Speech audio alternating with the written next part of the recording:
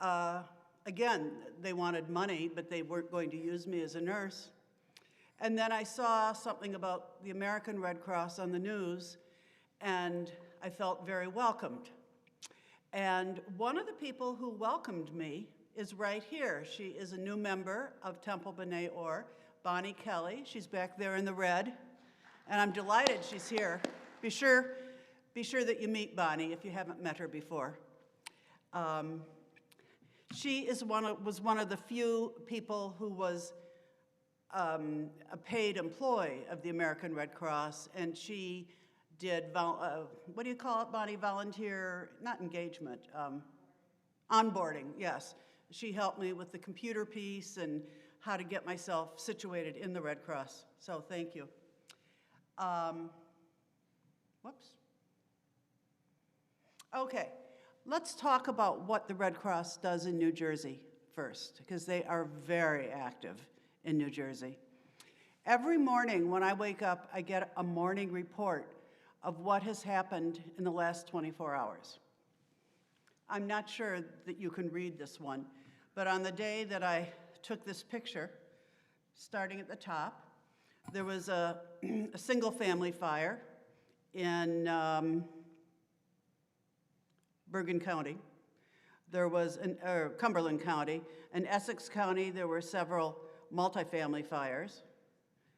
In Union, there was a single family fire. Sometimes it will list a building that collapsed or a flooding and how many people were displaced by the incident.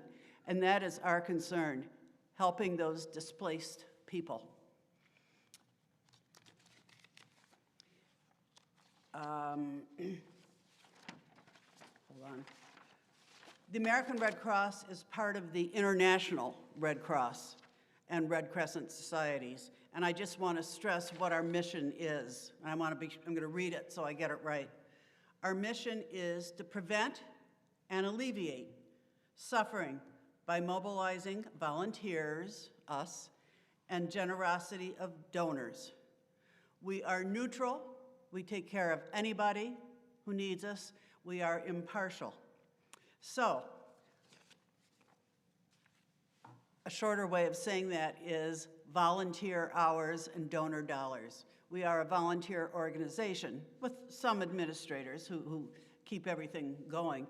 And the money is all donated money. And I will be showing you how it's used here.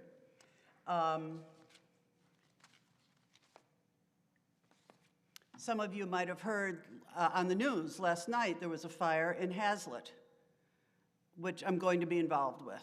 There were 2 fatalities in that fire, unfortunately. So every day there are new disasters going on in our backyard, believe me.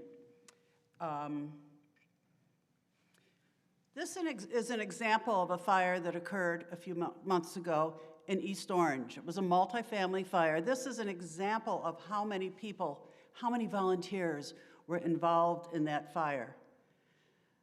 The first group, the DAT, the Disaster Action Team, those are people who went out to the fire. They were available at any hour of the day or night. They went out to the fire and helped those people that were displaced by the fire.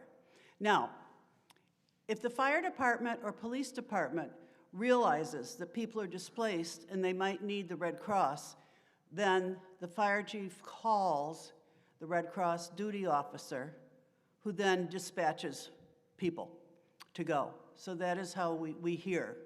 There's certainly plenty of incidents, plenty of crises that we don't hear about. I'm sure there were plenty of fires in the last 24 hours that did not need us. But if people are displaced, the fire or police chief calls us. So that long list on the left-hand side is a group of people that went out. They interviewed the people that were displaced. If necessary, they helped them to find housing. They possibly gave them some money to get them through the first couple days, to pay for hotels, possibly. If there were a lot of them, a decision might be made to set up a shelter. We'll get into sheltering later. But very often, if it's just a few families, they can give them a little debit card to pay for hotels and immediate food. The next group of names, recovery, those are people who aren't there that night at the fire, but they help the family with recovery. They give them resources. How do you look for a place to live if you're displaced from your apartment in Newark or Patterson? You know, they give them some direction and some resources. They're like social workers. The next person, staffing, she helps find people to go out. Strike team is a group of people, I'm on that one, who set up a shelter. If we identify that a shelter is needed, a group of people go out, and this could be any of you guys. You could be trained to do this. They go out with all the supplies, all the signs we need, the notebooks that we need to register people. We set up cots, and anybody can be trained to do this. It's just a matter of taking a couple Red Cross courses and going to a meeting or two to set up a shelter, and it's fascinating work. Logistics is our term for our supply chain. Who's getting the beds out there? Where are they getting the food? All the supplies. Support is a number of people who have support. They do everything. They support me if I have questions. They help get the food. They do everything. The bottom category, where I am, is individual disaster care. It could be people like myself in health services. It could be people in mental health. We have a big mental health department, not as big as we need. And sometimes we have mental health people who aren't available to go to a shelter, but they're happy to talk to people by phone. If you were in a counseling or mental health position and you're willing to be available if there's a big crisis next week to counsel people and help them cope with stress, we can always use people. Just to talk to them on the phone. You can do it in your pajamas. And then we also have spiritual care. We offer spiritual care, just like mental health, and they're clergy of all different religions. There is a rabbi I know who says she has probably prayed with people in 20 different languages, all cultures, all religions, and it's a very important group. So the specialties are health services, mental health, spiritual care. Most of our volunteers are shelter workers. You know, they're not in those groups. You guys could all be shelter workers and help out in the shelters. Help out with feeding, help out with supplies. I forget what's next. Oh, on the day that I put this together, I guess, this is what was going on. This was in the daily report. Kentucky was flooding. Remember, at the end of the summer, Kentucky had floods. California wildfires were going on. East Orange had a multi-family fire. I was involved in that. We set up a shelter at a YMCA in Newark. The next item refers to that. Oh, there was also a water break in Newark. Milburn had a multi-family fire. Milburn doesn't get a lot of fires, but they do have a section of apartments along, I'm gonna call it Main Street. And we had them all in a shelter in that park that has the duck pond. We had people staying there. It worked out very well. And Perth Amboy had a multi-family fire. So there are many things going on that the public doesn't really hear about, but we are busy. This was the first thing I did with the Red Cross, and I was so nervous. And Bonnie, you know what we're doing there? We are at Newark Airport, standing at a baggage carousel at, I believe it was American Airlines, waiting for Puerto Ricans to come in who had been victims of the devastating hurricane. American was flying some of them in for free. We were screening them and welcoming them giving them comfort kits of toiletries and making sure everybody had a place to go. I know some of them were quite elderly and quite sick. Some of them went to St. Michael's Hospital in Newark. Looking at your left, that's me with a stethoscope around my neck.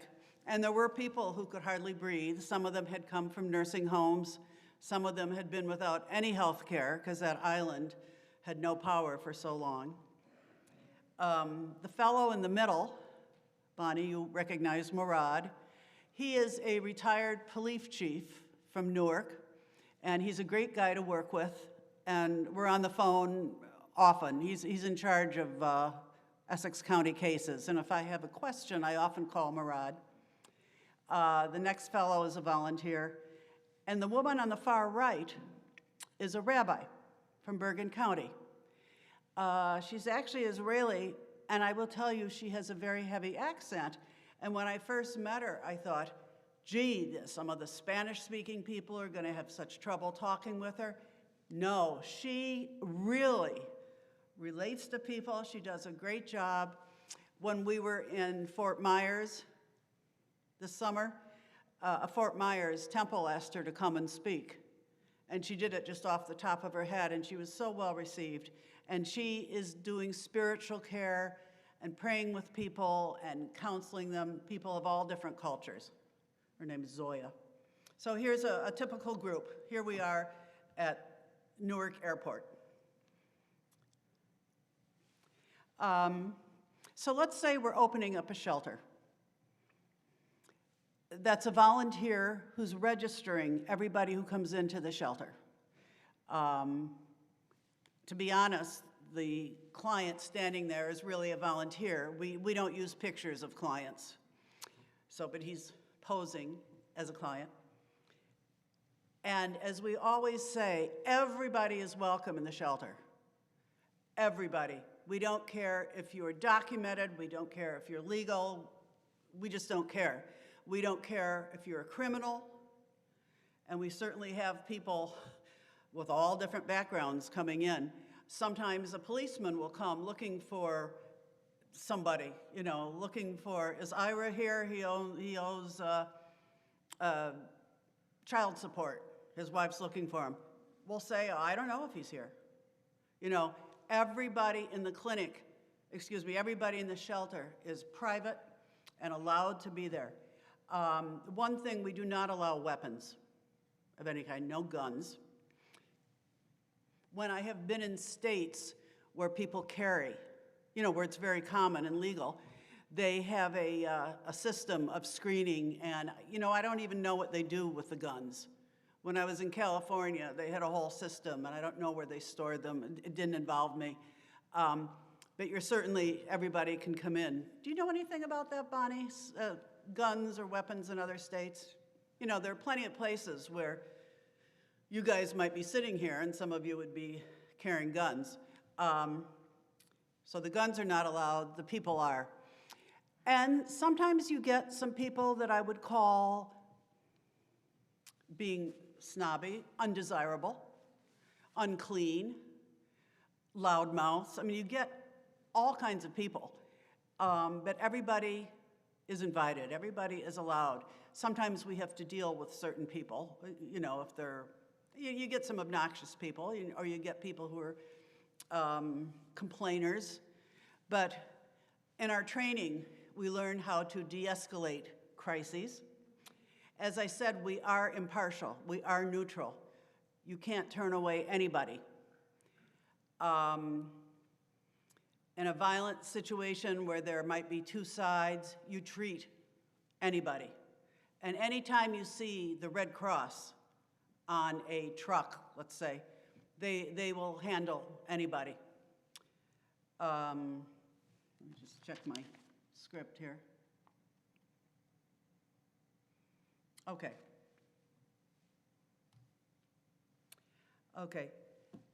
This truck is really the heart of what we do in IRV. It is a relief vehicle that we have several in New Jersey. They might be driving down to Alabama for the floods, driven by volunteers, loaded by volunteers. It might be full of food, it might be full of cots. Sometimes we feed out of them, you'll see that later. I just want to show you a little piece about our emergency response vehicles. We have several at our headquarters in Fairfield. They have a whole bunch in Tinton Falls, and this shows how they're used. Let me know if you can't hear.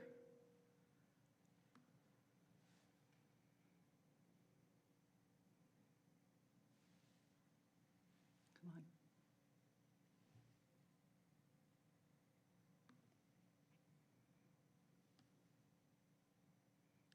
They're off to some crisis.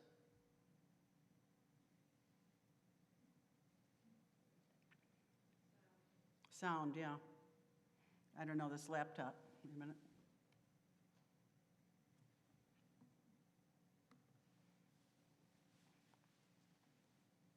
Abby?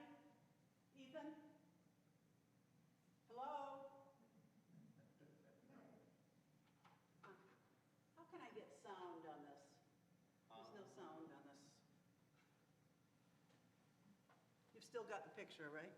Yeah. Yeah.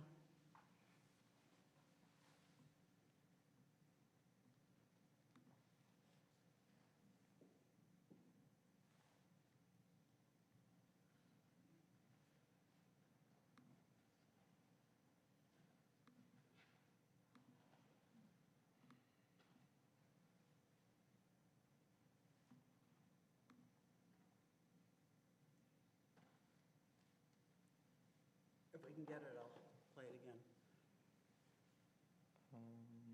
Well, you saw the audio. You had an idea of what's going on, but these are all volunteers from different parts of the country, and I don't remember where they are.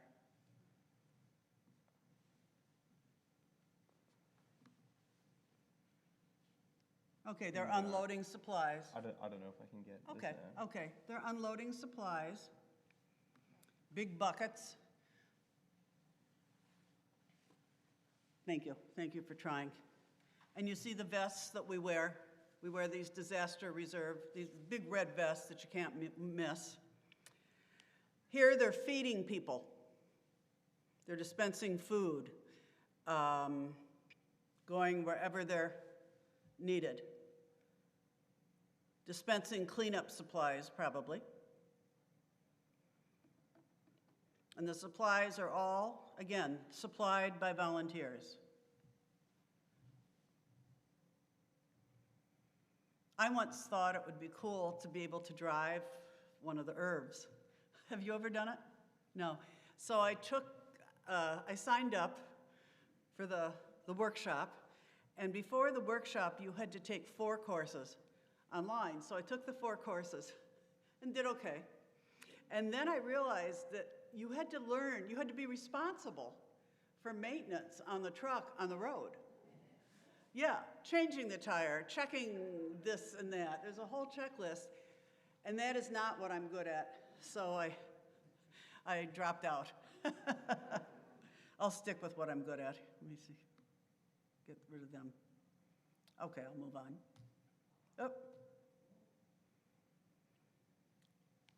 This is somebody, I believe this is in Kentucky. I didn't do a lot of devastation, because you've seen it on the news. I want to focus on what we do for the people, but there is a little bit of devastation in here.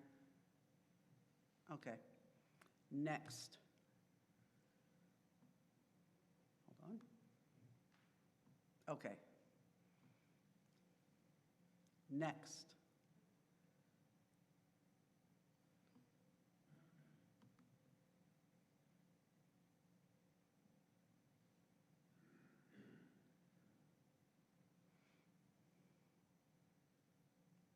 Somebody getting ready to go out to a crisis. When we have a crisis, we call it a disaster relief operation, a DR.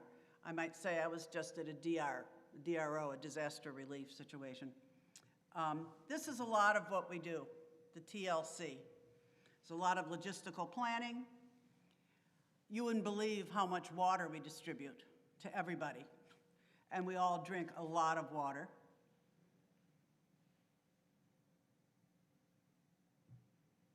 Someone who's just lost his entire home. This is the satisfying part.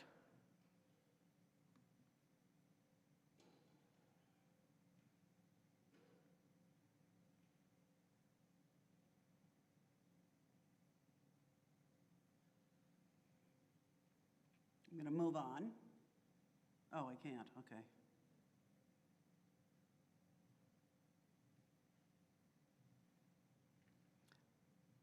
I have to get them to help me move on. Excuse me, Abby? I can't progress. I can't get it on. I want to go to the next button.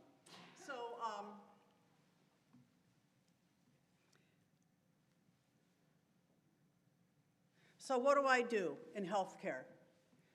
A lot of it is management, helping people figure out what they need. Oh, I left my insulin in the house and it burnt down. I left my inhaler. How are we going to replace those things? Or I might evaluate somebody's breathing. Somebody has obstructive pulmonary disease, and I've sent people to be evaluated. I honestly think we saved somebody's leg once who just had such awful ulcers. We took care of his leg for a day or two and then decided he needed to go in. When we have a big shelter, we usually have a doctor or a nurse practitioner in attendance to help us make those decisions. So we have had some very, very sick people.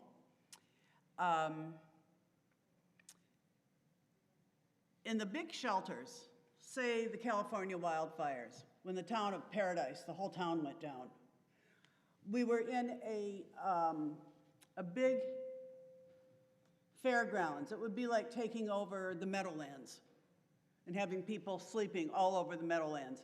We had I don't remember how many thousands of people we had there, but we had people in regular shelters. We had a family shelter. You know, a family unit would be sleeping together, the kids. We had a men's shelter, and we had a women's shelter. In addition, I was in the medical shelter, where we had people who really needed nursing care and could not be independent. We also set up, there was a norovirus at the time and in California, and we set up a respiratory care isolation shelter. They were like tents that you'd see on MASH. So we had a respiratory isolation, and we also had a GI isolation. To be honest, it was for diarrhea. That was a separate isolation. We did not want those people in the regular shelter. Sometimes the shelters are in high school gyms, and that works out well because you have a shower, a men's shower and a women's shower. My next picture shows just a staff shelter. This is a staff shelter where, an example of where we stay. In this shelter, it was in a high school, and Lowe's, I think, had donated all these mattresses. Usually we sleep on cots, you'll see the cots, but they had donated mattresses, and it was very nice. We could sleep on the floor. It really beat those cots. And this was during COVID, so we kept them quite far apart. We have standards for that. The fellow in the front there is a friend of mine who is from Corpus Christi, Texas. He works with spiritual care, and you know, sometimes the Hispanic people don't trust us. They think I'm the government. Maybe they're not legal here, and I don't care. But they're not going to be forthcoming with me. And he's able to, Francisco, he's able to get their trust. And they share things with him. And when I go to a deployment, I'm always happy to see when he's there. He's out all the time. I'm sure he's in Alabama right now. Oh, here is back to the clients' shelters. This was a picture I took in Fort Myers just a few months ago. when Fort Myers and what was the island that got? Yeah, Sanibel Island, yeah. These were people from those areas. This was the middle of the ice rink. And then, you know how in an arena you walk around the outside and you get refreshments, and like at Yankee Stadium. We also had all the cots lined up outside. I know we had over 1,000 people in this shelter, and we had the sickest people in one area. And this is when it was first set up. It was one of the first days. Believe me, it really gets messy. You know, you have dirty linens all around, and people accumulate stuff, and it gets unpleasant. But this is your typical shelter, and it's like we would set it up if we were doing it here. I believe the Monmouth racetrack was used as a shelter during, what hurricane was it? They run together in my mind. Sandy, yeah, they used, and it probably looked very much like this. And you see our Red Cross blankets.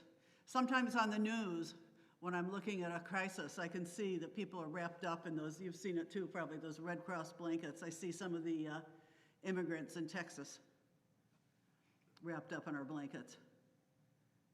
Oh, this is just interesting. A little segue here. This is a great mask. And at one point, I think I was in Kentucky during COVID, they were giving out this mask, and it was much more comfortable than the KN95s that we're using. And I bought a bunch. They were expensive, but it gets great coverage, a couple layers. I shouldn't promote it, but I took a picture because it was very comfortable. Here is a volunteer helping people to clean up. Everybody has a mess where their homes were, and she's dispensing cleaning supplies. I don't know who she is, but I just like the picture. This is an interesting picture to me. One of the things I have difficulty with when I'm talking to people is giving them psychological support. The mental health people are better than I am.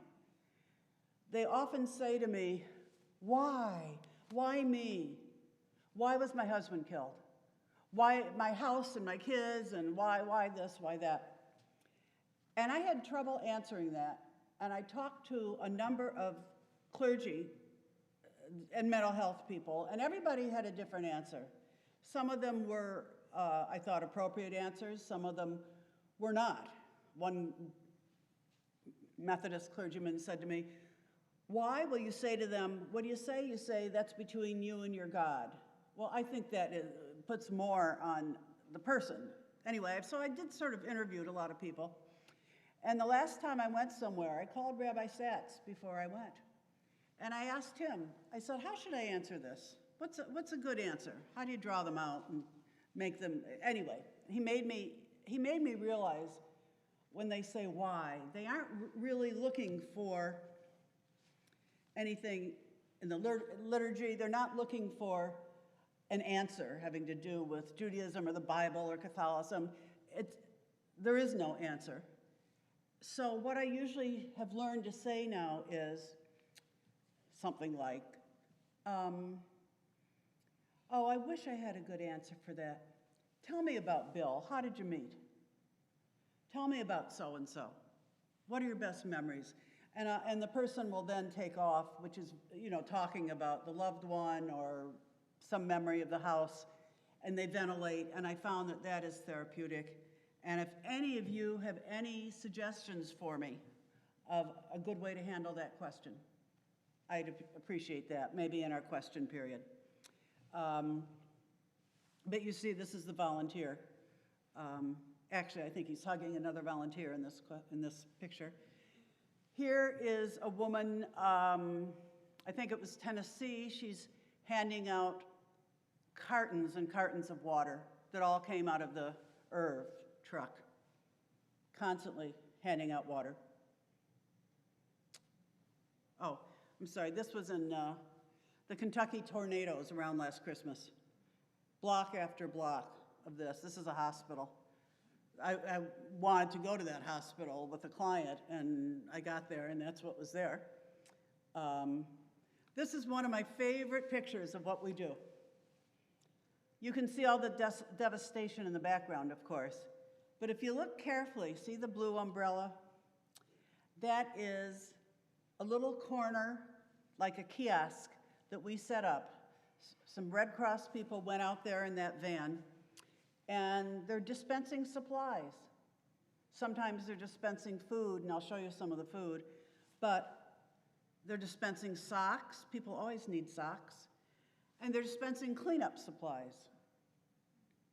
Rakes, shovels. We also dispense a lot of black garbage bags.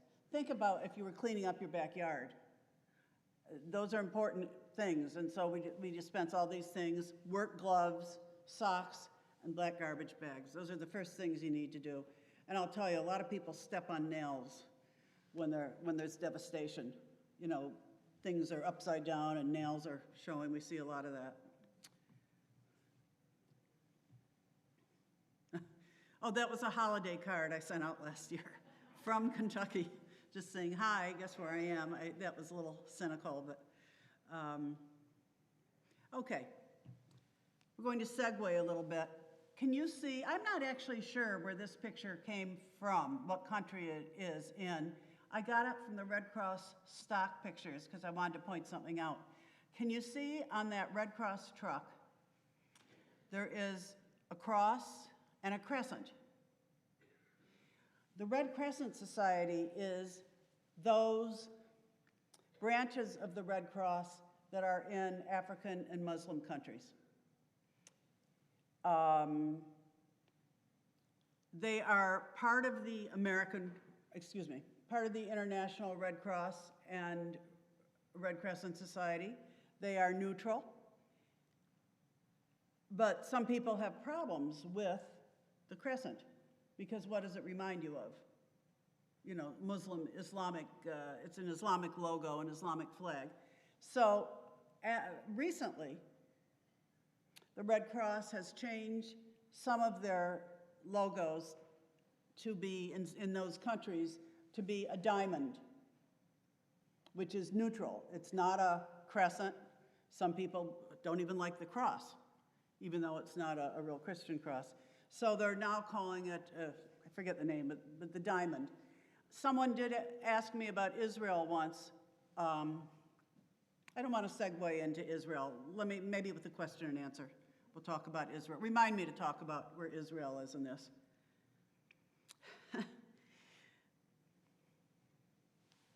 I like this cartoon. These people didn't evacuate.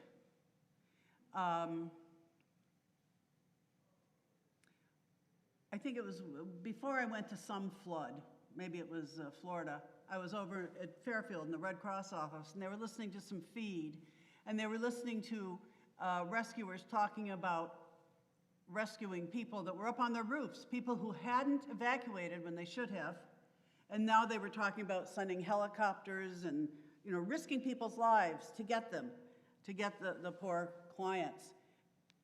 And, you know, why didn't these people evacuate when they were told to, they were all saying, and, you know, carrying on about them. Some people are scared to evacuate. Sometimes there's an elderly woman in the wheelchair on the third floor. You know, how are you going to get grandma out? So they don't. They don't. And there are a lot of reasons. We don't want to just judge people because they did not evacuate. This is a fun service. These are people I met in, I think, Tennessee. And, okay, we're driving in our Red Cross van. I'm sitting in the passenger seat, and I see this 8 Days of Hope truck and these friendly people waving to us. I was traveling with the fellow in the orange. These women do laundry. They were parked somewhere in a park, and anybody who needs laundry done can walk up there with bags of laundry, and they will do the laundry, you know, come back at 4 o'clock. They have these vans full of laundry facilities. They travel around the country going to crises. They are based in Buffalo. They are Christian, but they'll take anybody who wants to travel with them and do laundry. And I really enjoyed these women, and I hope to see them again. Ooh, wait a minute, where are we? There we are. So 8 Days of Hope. If you ever see a van like that, stop and talk to them. They're terrific people who will do your laundry. They wouldn't wear masks. It was during COVID. We could not get them to wear masks. Nobody in the South was wearing a mask. I've been in Kentucky twice. I've been in Tennessee once. I was there when COVID started, and in Florida. And remember at the beginning of COVID, we were afraid to open cereal boxes, and you were, instead of shaking hands, these people just wouldn't wear masks. Beverly, we talked about Samaritan's Purse. Samaritan's Purse is a Christian organization that I run into on deployments, and they are out there bringing structures down that need to be destroyed, cleaning everybody's yards, doing heavy manual work. Again, a Christian organization. I love these guys when I see them, and you told me you've supported them. Samaritan's Purse, super people. You have to be prepared to work with all kinds of people when you're deploying. Oh, here's Jeff trying to get these people to wear masks. Okay. Billy Graham, he has these mobile buses all around whenever there are people who need psychological support after a crisis. And you can go in there and pray. I didn't go inside. I don't know how it's set up. They're very popular. When I've been in Kentucky and in Tennessee and even parts of Florida, there are very fundamentalist Christians, and you don't want to disagree with them on anything, and we all try to be cordial with each other. Anybody who is intolerant of those kinds of thinking does not belong on a deployment. This is just a great guy who came up from Georgia to Nashville, I think. He has a restaurant called Mama Honey's, and he was set up and just dispensing food. What you can't see is he was cooking and dispensing food to anybody who walked up on the street. I heard a few days that he was robbed. Okay, this is, I think, my last video. Yeah, there's a video here. This picture was taken shortly after midnight on New Year's Eve. We were up all night. This was in California, and remember, we had thousands of people walking around this village. And even though alcohol and drugs were not permitted, they were rampant. And I remember I see on the clock, it's 10 after 12. And so that was how we spent New Year's Eve. I just have one little video before I close and open to questions. I may need help again.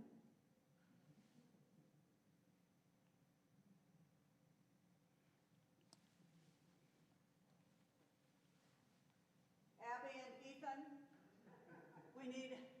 know what's going on in there.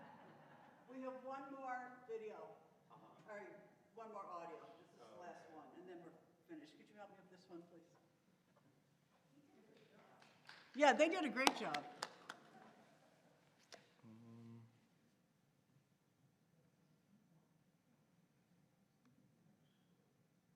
And the people on Zoom are getting this too.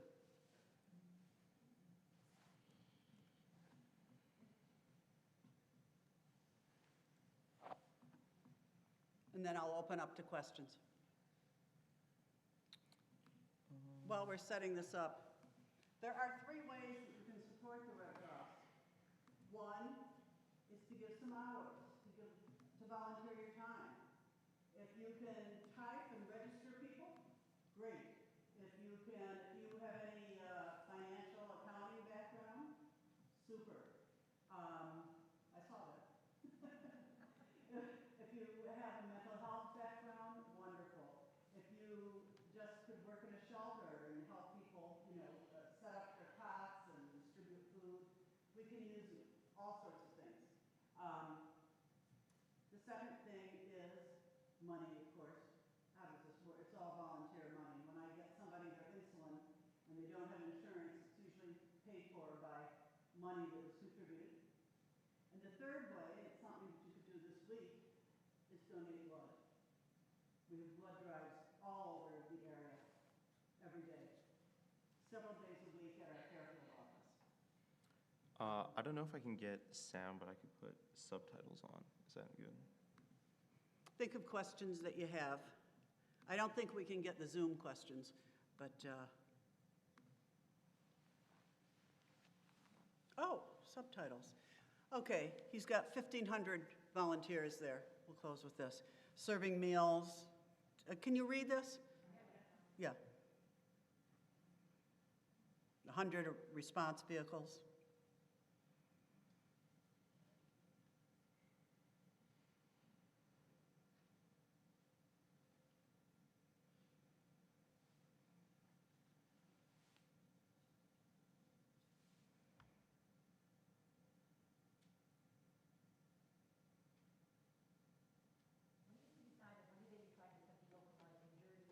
I'm sorry, take off your mask. When did they decide, like, if they're gonna send people from New Jersey to Maryland? Like, Oh, okay. Like now California is obviously having a massive. First, they try to use local volunteers. I'm sure that in Alabama now, they're using local people. Maybe then, if they need others, they'll go to the South region. I've worked with a nurse from South Carolina that drives all over the South. And then, if necessary, or if those people need respite and the shelter operation is going on, perhaps then they'll reach out to a larger area. Remember, it costs money to transfer people and put us up. So they try to stay local as much as they can. Bonnie, do you agree with that? Is that? Yeah, it's kind of like, if you think of concentric circles, Yeah. all of our operations start local. So we use the local resources first. And then as things escalate, then we move out to the next ring. Yeah. So if it's in a county, then it goes to state, and then from state it goes to region, and so on and so forth, until it becomes like a national disaster. Mm-hmm. The entire country is involved. And National Red Cross will reach out to certain chapters, to certain regions, and say, I want this person with this skill set over here. Mm-hmm. And so we have a group of volunteers who are called staffing, and that's all they do, is they recruit and deploy people who are already trained. Yeah. So then after a while, when the disaster gets less, then we start sending home the people from the outer rings until we can, Right. so on and so forth, until we're back down to the local. Because the local never really changes, right? Because those people that follow up after a disaster, they call clients once a week, every week, until the client says, you know, guy, I think I'm good. Yeah. Yeah. And because we want to make sure that they have whatever resources they need. Mhm. So if they run into a situation beyond housing, or they still have money left, these volunteers, the money that was allotted to them, these volunteers will insist that they spend that money. And we have Yeah. clients who say, no, I'm good. And they say, you've got $50 left, go out and buy yourself a nice meal. Yeah. I mean, Or underwear or something. Yeah. this is your money, we can't take it back. Mm-hmm. So spend it on yourself. I don't know if you saw this. This is a picture of Nancy Franceschi. This was in Florida, where I just was, in front of the ice rink. You recognize Nancy? Absolutely, I Yeah. put Nancy in. You did? Okay. She was the shelter lead. She came in as a volunteer, Mhm. and This person. we had just instituted interviews for people who were deploying, so that they would get an idea of what they were going to face when they got to where they were going. Because we had some people who came back and, they were like, we weren't staying in hotels, we were staying in shelters, that sort of stuff. So we were interviewing so that to get a feel for what they thought they knew about deployment. Yeah. And what was really happening. And Nancy was one of the Yeah. complaints She did a super job as the shelter lead in Florida. One thing I meant to show you. Sometimes there's no way to prepare food when there's no power. I know in Puerto Rico, some guy was trying to make vegetable soup for everybody. It didn't work out. So sometimes we have to be creative, and we have these meals that are in the truck. And all you do is pour water on a pouch, not hot water, just water that we have in bottles. And in 20 minutes, it becomes a meal. Not a tasty one. But when you're hungry, you've seen those immigrants from Texas, they're hungry. Well, in Texas, they have power, so they wouldn't use it there. This one's Italian-style pasta with beans. This one is Tex-Mex 4-bean vegetarian chili. So if there is no way to prepare food, we can use these. Lastly, you were talking about how sometimes they need a certain kind of person at a certain site. Right now, they need a nursing supervisor, me, at the Texas border for the immigrants who are coming in. They have shelters for them. I'm sure many of them are medical shelters where they would need me. Sacramento, California, where it's flooded, and San Jose, where it's flooded. They all need nursing supervisors. I said no, because I didn't want to postpone today. And a doctor's appointment coming up. But they're always looking for this kind of person or that kind of person. As far as questions, let me just say something about Israel, because I didn't fit into my script. Somebody where I live said to me, how can you work for the American Red Cross? They're anti-Semitic. Anyway, we got to the bottom of his misconception. Until 2006, Mogen David, or however it's properly said, you've all seen the ambulances with the Jewish stars on them. Were they neutral? I don't know. I really don't know. But anybody working for the International Red Cross and the Red Crescent Society has to be totally neutral. So finally, in 2006, by the way, that comes from the Geneva Convention somewhere in the 1830s. In 2006, they took Mogen David in to the Red Cross. However, they're still showing the Star of David on the trucks. But they are they have to be neutral if they're part of the Red Cross. Take care of anybody. Could you talk into the microphone? Oh. For people on Zoom? Oh, thank you. I'm talking about Israel being, Mogen David being a part of the Red Cross. I know there's a Palestinian Red Cross. I was looking at footage from the Ukraine. It was at the Polish border where the Ukraine, remember when the women all walked there?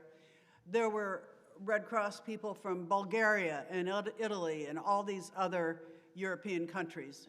We did not go. That would have been expensive. But they had European Red Cross agencies there. So we do include Israel. But they have to be neutral. Yes, yeah, Barbara. I know that you have traveled internationally with Rabbi Safin. Yes. We had the opportunity to see him a few weeks ago. Oh. And mentioned that you were a friend of ours, and he wanted us to give you a Oh. Was that through the Red Cross, or was that separate? Barbara mentioned Rabbi Safin, who is the Rabbi Emeritus at Temple Shalom in Sakasana. He has an agency called Jewish Helping Hands, a nonprofit that does wonderful work all around the world. He has schools in Cambodia, and I went with him to Rwanda several years ago to help them establish a women's health program in their school system. That's what they requested. We worked with another agency called Global Grassroots that was looking for this. I think the most valuable thing that we did not involve me. We took over computers, and he had people teaching Excel to people in Rwanda, victims of genocide, so they could start their own businesses. He would give somebody money for seeds. He would give somebody some goats so they could raise goats. And he follows them up and makes sure that these are working out, that they're fruitful practices. So if you're ever looking for some interesting Jewish-related projects, Jewish Helping Hands, I will always support that agency. Thank you. I'm glad you brought him up. He's a dear. Yeah, Carol. You mentioned earlier how you accept, Red Cross accepts anyone who needs help. What do you do about the person who's the drug addict or the drug pusher or the alcoholic who shows up? You do get people. The question is, what do we do with a drug addict, a alcoholic, somebody who's really inappropriate? The ne'er-do-wells, as we call them. We would certainly isolate them. I would make sure they were stable physically, that they didn't need medical help. And we would isolate them in a place or put them in a corner where they would not affect a lot of other people. I probably shouldn't tell this I hope I don't offend anybody with this story. We had a guy, I won't even tell you what state this was in. He was masturbating outside the women's shelter. He was staying with his mother in a family shelter, taking care of his elderly mother. And I would go to the lead meetings of all the leads, so I heard about this. And I started carrying on. He can't be here. That's inappropriate. You just can't have that behavior. Let's get him out of here. Blah, blah. That's how I carry on sometimes. But that's how I felt. So a very wise clergyman took me aside, and he said, Helen, let me give you a different way to look at this situation. The guy, his mother was elderly. He had just lost his home, his wife at some point, and he had no outlets. And so we put a plan together to deal with this client. It involved mental health people, the spiritual care fellow who calmed me down. We moved him out of the family shelter into the men's shelter. He had counseling every day. They were watching him to make sure that he acted appropriately. Of course, what happens to the mother? I had to deal with the sick mother, and I had to delegate. I had to find people to take care of her, to organize her medications, to get her into the bathroom. A lot of people there in these shelters need toileting help. So we did put a plan together, and he did cope very well. And then I learned a few days later that his mother did pass away. So I'm so glad that we had a plan put together for this guy. Okay, so we put plans together for all kinds of people. Good question. Yeah.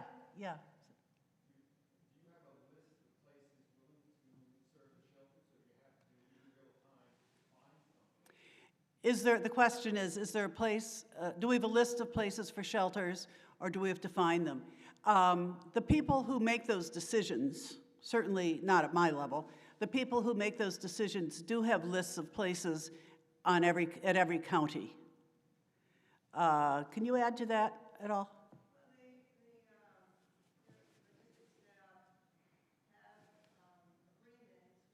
Mm-hmm. Yeah.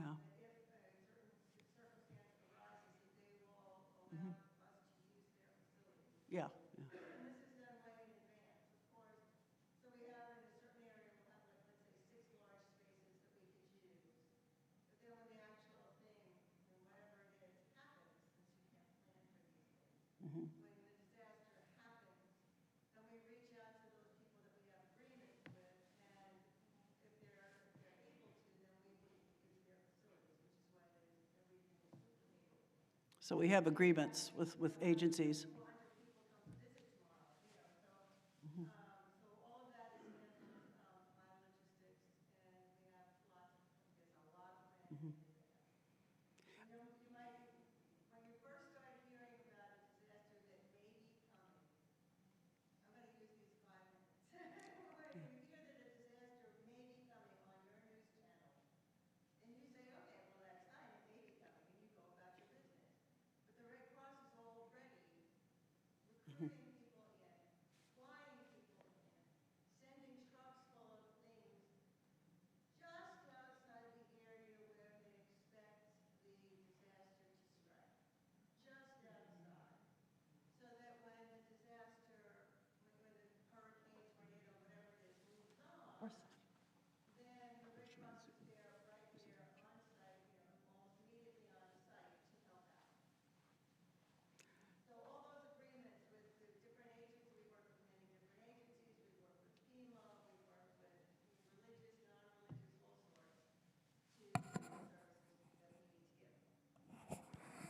Okay, so Bonnie was talking about how there are contracts set up with agencies ahead of time.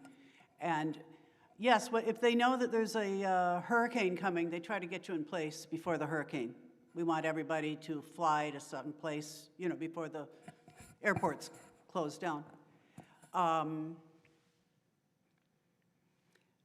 There are plans in New Jersey, if we had another 9/11, if we were affected, this is not a Red Cross fact at all, but I do know that people would be transported and housed in CCM, for instance, or various college basketball gyms. Whenever I'm over at Fairleigh Dickinson and I'm in their gym, I think, gee, how many people could they put in here? I just think that way. There's a question on Zoom, how do you get to a place? Let's say they were sending someone from New Jersey to California. There are agencies that deal in mission travel, and they're not commercial agencies that you would call for anything, and they get you all set up, and the Red Cross pays for everything, but they will, so they do it as cheaply as they can. When I went to Rwanda with Rabbi Safan, I flew Air Ethiopia, which I will never do again, but yes, these agencies their mission is to get you to a mission as cheaply and quickly as possible. I'll take one more question. Gay. Oh, good question. What do we do when there are pets involved? Yes.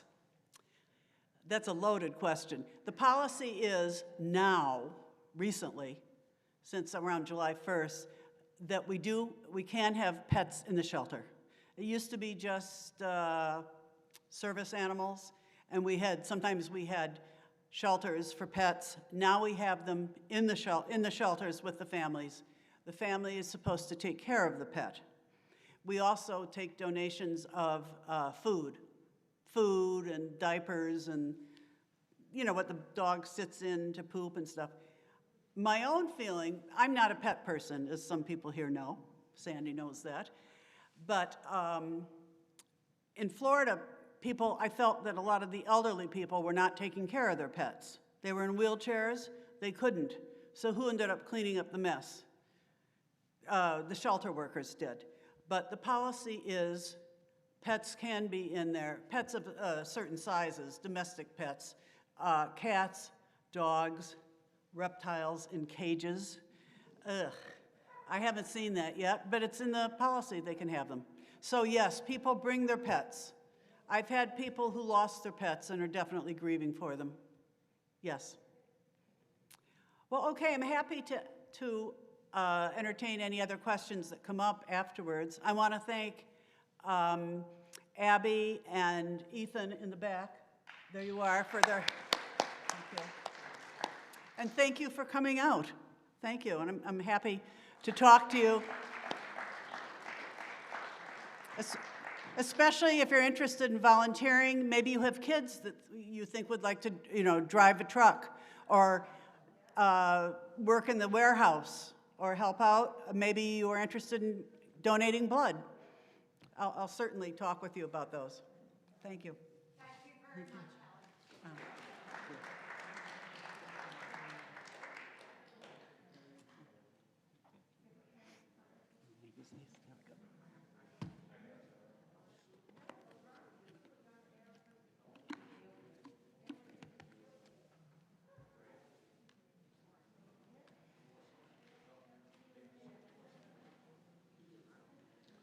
That went well. I didn't realize it went for an hour. Everybody, please leave your name tags on the piano, just to make it easier for us and for you. Oh, good. Went longer than I expected. My son is actually director of disaster management for Best Friends. which Really? is, he handles all the disasters with the pets. I have to look them up. Yes. Oh, the pets are so confused. I know.